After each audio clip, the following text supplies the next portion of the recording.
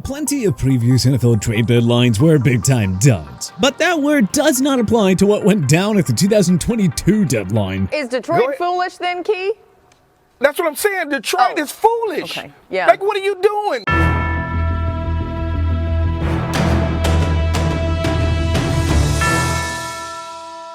Several big-name players, youngsters and veterans, swapped teams before the November 1st deadline. With that, it's time to dive into our final grades for the 10 biggest 2022 NFL trade deadline moves.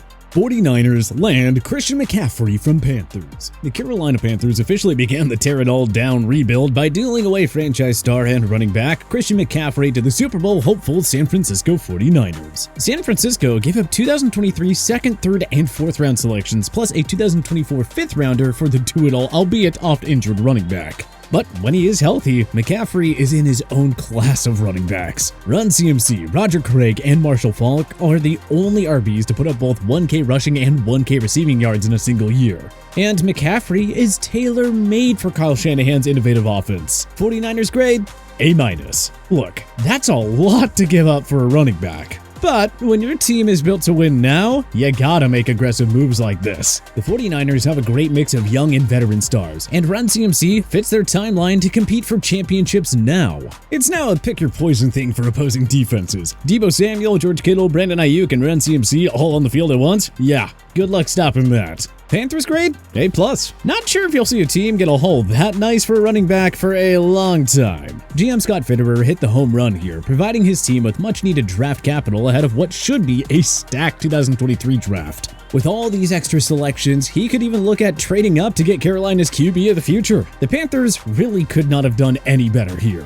Dolphins acquire Bradley Chubb from Broncos. The Russell Wilson trade has done nothing to solve the Denver Broncos' woes on offense. And so, GM George Paton had no choice but to be a seller at the deadline amid a highly disappointing season in Mile High City. Denver traded standout pass rusher Bradley Chubb to the Miami Dolphins for a 2023 first-rounder, a 2024 fourth-rounder, and running back Chase Edmonds. The Finns then signed the pending free agent to a lucrative 5-year extension worth $110 million. Dolphins grade, A-. The Tua Tagovailoa, Tyreek Hill, and Jalen Waddle-led offense has propelled Miami into Super Bowl contention, but the defense has underperformed this year, and the lack of a game-changing pass rusher was a key reason why. But now the Dolphins have a capable double-digit sack artist in his prime to lead the defense. And you need a guy like Chubb against top-flight quarterbacks in the AFC like Lamar Jackson, Josh Allen, and Patrick Mahomes. We love the aggression here. Broncos grade? A+. Getting a first-rounder for a pending free agent with inconsistent production was a big-time win for the Broncos. He has struggled to stay healthy in the past, and Denver's defense has actually fared well without him on the field. The Broncos sold the farm for Wilson, and it hasn't paid off. So getting a first-rounder for a guy who wasn't part of your long-term plans is as good as it gets.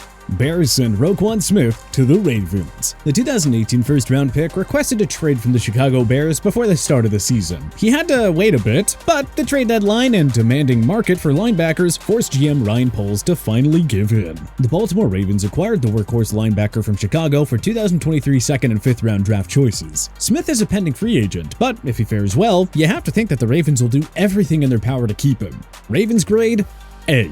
The Ravens needed more speed, youth, and juice in their front seven. Justin Houston and Jason Pierre-Paul aren't the pure game changers we've seen in the past, and this Ravens D has been ravaged by injuries over the last 2 years. So getting a playmaker of Smith's caliber was a coup for GM Eric DeCosta. Smith flies all over the field as a run stopper, open field tackler, and pass rusher. He'll upgrade the team's inconsistent pass defense too. Just another savvy move by a team in win now mode. Bears grade, B+. The Bears could have built their defense around Smith long-term, but it's clear the new head coach GM regime didn't value him as much as the previous one. Chicago lost valuable draft capital in trading up for Justin Fields last year, so it was important to eventually get some extra picks back. We probably would have just paid Smith, but a second rounder is a nice ad for a guy who is leaving Chicago one way or another. Jeff Wilson heads to South Beach. Raheem Mostert has been a solid ad for the Dolphins, but Chase Edmonds wasn't contributing much as the RB2. Looking to bolster the ground game, Miami picked up the speedy Jeff Wilson from San Francisco, Mike McDaniel's old team, for a fifth-round pick. The 49ers, always loaded with quality running backs, didn't need Wilson after bringing in Run CMC. So Mostert and Wilson, once teammates in San Fran, now get to carry the backfield in Miami. Dolphins grade, A.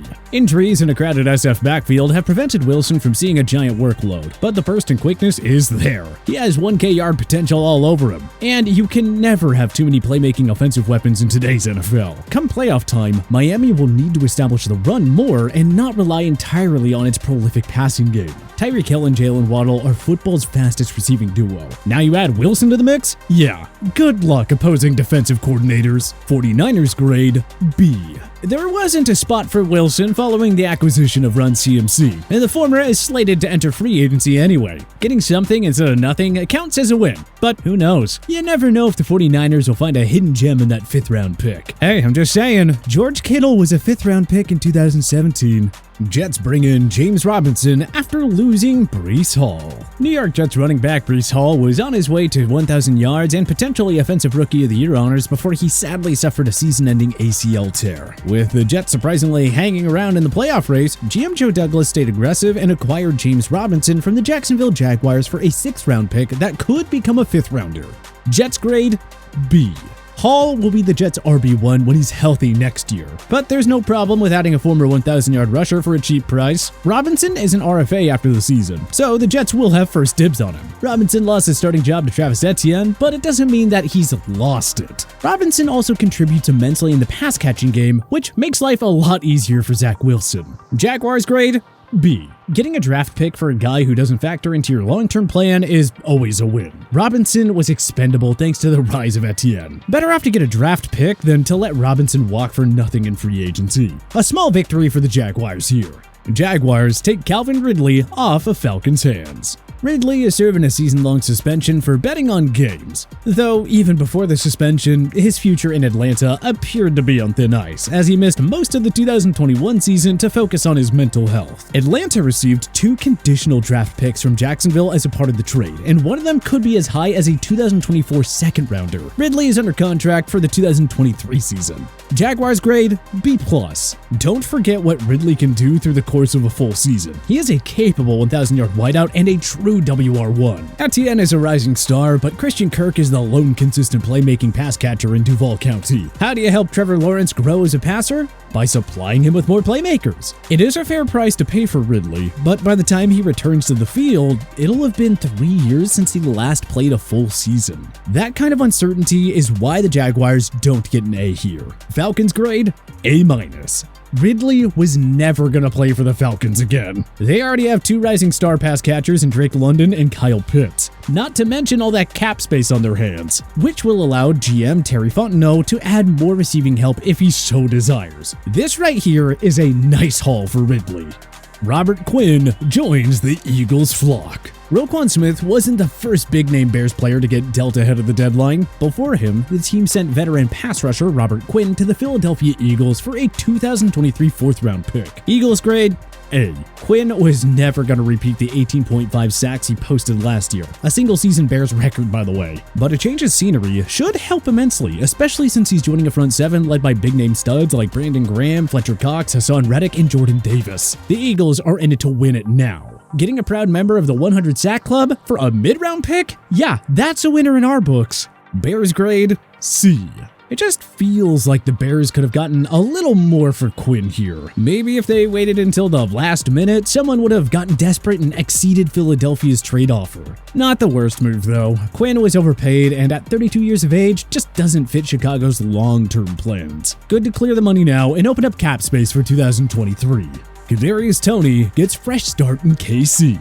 Weird of the New York Giants to use a 2020 first-round pick on Kadarius Toney, considering they never really tried to make him a part of their offense. Toney desperately needed a change of scenery, and the Kansas City Chiefs were happy to supply it. KC gave up 3rd and 6th round draft choices to land the number 20 selection of the 2021 NFL Draft. Chiefs grade B-.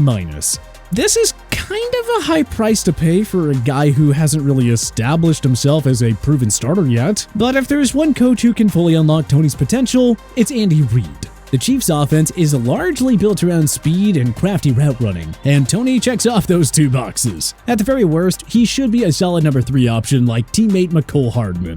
Giants grade C-. There's just no way you can give the Giants a good grade here. We know.